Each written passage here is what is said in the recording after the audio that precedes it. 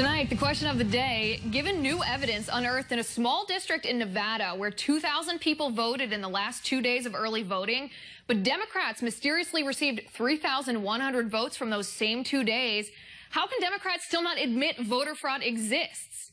In just moments, Megan Barth weighs in. Then how can the European Union put so-called fake news in the same category as terror recruiting online, just in order to censor us, perhaps? And will the House Freedom Caucus block efforts to delay the repeal of Obamacare? Thanks for being here tonight. As you know, our nation is at a tipping point. We either turn America towards liberty or we risk losing her forever. So let's get started. Our first tipping point tonight, given the new evidence unearthed in a small district in Nevada where 2,000 people voted in the last 2 days of early voting, but Democrats mysteriously received 3,100 votes from those same 2 days, how can Democrats still not admit voter fraud exists? It almost sounds like the plot to a movie here. A champion chess player, a pattern recognition expert, an investigator of crimes runs for state assembly and stumbles upon what could be a voter fraud on a massive scale. Bigger perhaps than the Acorn scandal exposed by James O'Keefe back in 2009, which was one of the most serious breaches of voter integrity in recent history. Meet the man himself, former state assembly candidate Stan Vaughn. My name is Stan Vaughn. I was the Republican candidate for Assembly 15 in the recent general election. My background is I'm the WCF World Chess Champion. I'm also a three-time correspondence through the mail champion, two-time Mensa High IQ Society certified at 196, Special Interest Group World Champion, gold medalist in 1980 student games, a world record for the number of blindfold chess games played at one time, and a world record for simultaneous correspondence games played at one time. One of the key things is my background is in statistics and pattern recognitions. Just a few brains rattling around in that guy's head. With me now, founder and proprietor of ReaganBaby.com, Megan Barth. Megan, thanks for being here. Thank you so much for featuring my story, Liz. Megan, this is an incredible story. You unearthed this story. You're the one that interviewed Stan Vaughn here, and now you contend that what he revealed to you could be the largest voter fraud scheme since Acorn? Yeah, and beyond Stan Vaughn's genius, he also worked for the United States Postal Service. And this is how I believe Stan cracked the code to voter fraud in his small district, which only received 17,000 votes. What Stan Vaughn did as he was canvassing his neighborhood with 400 volunteers is every time he came across an address or a name that didn't exist or they couldn't find, they would check it off. And then they would send a first-class stamped envelope to that address. They did that 10,000 times. They sent 10,000 envelopes. And they got 9,200 returned from the U.S. Postal Service. Right, and the significant part here, and I want to point this out for our viewers, when politicians send bulk mail, if the address is not valid, they don't receive that mail back. But if you send it in a first-class envelope with a first-class stamp, not only will the United States Postal Service return that mail to you, they have to return it with a reason why it was undeliverable.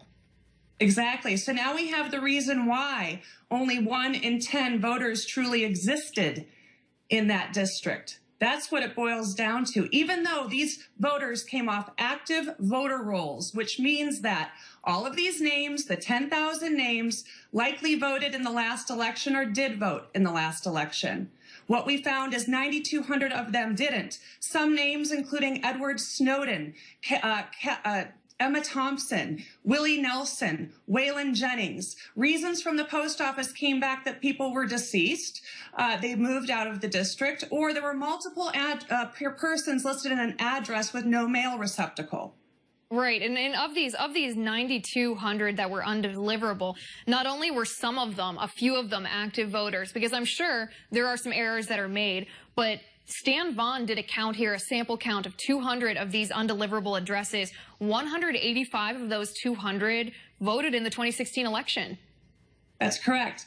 And let's also keep in mind that Donald Trump lost this state by only 26,000 votes, supposedly, and 2,000 votes in Washoe County defeated Trump, and the rest were in Clark County.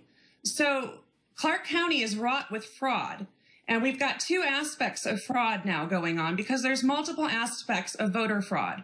We have one through mail registration and voter registration, false voter registration, which gives us now a certified document from the U.S. Postal Service as a non-existent voter.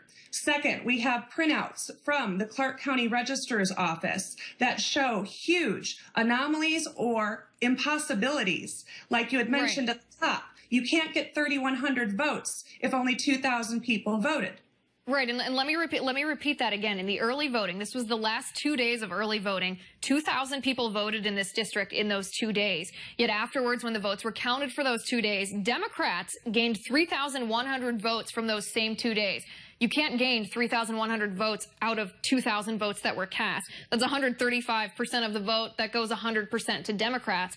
I mean, if this doesn't warrant an investigation, Megan, I don't know what does. Well, the FBI, an FBI agent did meet with Stan after our interview, and he did collect the evidence. We finally heard back from the Secretary of State, Barbara Sadowski, after we had waited since November 12th for a reply. She has now given Stan Von standing, because her office has finally replied. And now Clark County Registrar's Office is finally cooperating with Stan's complaint because he's been stonewalled. Right, and I think that brings us back to the question of the day, and that's how Democrats, in an election such as this, where we've had James O'Keefe blowing open voter fraud in various states, now Stan Von potentially exposing what could be a massive voter fraud scheme, how can Democrats still not admit that voter fraud exists and could impact elections? Well, Stan Von's district is small, and it's one of 42 assembly districts in this state. 500,000 people voted in this state. Donald Trump only lost by 26,000. Stan uncovered 185 voters that don't exist that voted in his district. Right. So I'm asking for an audit. Right. It's absolutely incredible. It's startling that something like this could be happening. Megan, I mean, this is the million-dollar question. Who's behind this? Oh, we're putting all the pieces together, but I can tell you what. There is an illegal immigrant by the name of Astrid Silva who works for Plan Nevada. Plan Nevada is a George Soros-funded operation, and she was featured at the DNC National Convention. She was tapped by the Hillary campaign to get out the vote in Nevada. And I guess she did pretty good, or at least a combination thereof. Yeah, that's pretty incredible. Like I said, it's breathtaking. Megan, as you continue to investigate this story yourself, as the authorities hopefully give credence to this, because the integrity of our votes are on the line here, please check back with us. Please update our viewers on this story because it's quite astounding. Thanks for being here today. All right.